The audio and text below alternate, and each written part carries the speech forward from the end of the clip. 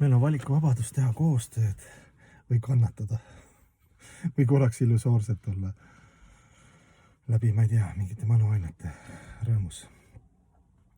Noh, ärkad ülesse ja kellega meil siis koostööd on vaja teha, väga huvitav on analüüsida, et kõigepealt pead kehaga koostööd tegema. Sellepärast, et see, kuidas sa magasid öösel, kuidas sa eile magama läksid, mis kell sa magama läksid, kas sa sõid üle, kas sa vaatasid mingit crap'i, see kõik läheb alateadvus, sellest sõltub juba, kuidas sa välja puhkad ennast. Sinu hommikune siis psüühiline energia, kas ta on värske elurõõmus või on selline what the heck, jälle hakkab see jama pihta.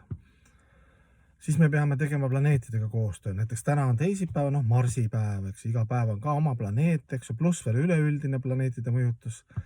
Taevakehadega koostööd tegema. Siis sul on veel sugulused ja tuttavad ja nende tujud, sa pead nendega koostööd tegema.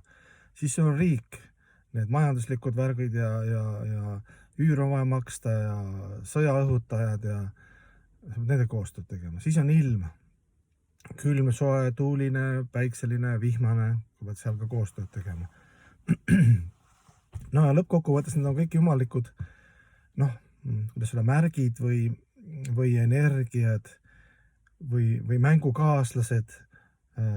Kuna me oleme lahutamata osake tervikus, siis meil ei olegi nagu valikut ja see on väga tore. Sulle pakubki, ma mingi osa lugesin, neid on veel rohkem need aspekte.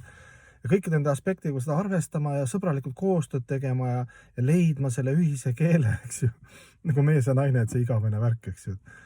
Mees ütleb ühte asja, mõtleb teist asja või tal on mingi oma asi, aga naine saab hoopis kolmandat moodi aru.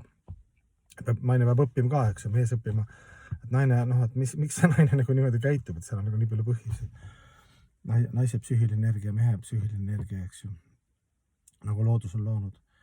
Ja siis ongi palju õnne, et meil ongi selline, kuidas sulle öelda, võib öelda, et elu kui tsirkus, sa oled sattunud nagu tsirkusesse, tsirkus on ka, vahepeal peal olema akrobaat ja siis kloun ja siis ratsutama mingi sellise karma, ma ei tea, tiigri või hobuse seljas karma üllatustega kuidagi neid dresseerima. Nii et väike kirjeldus, eks ju, värsked uudised elust.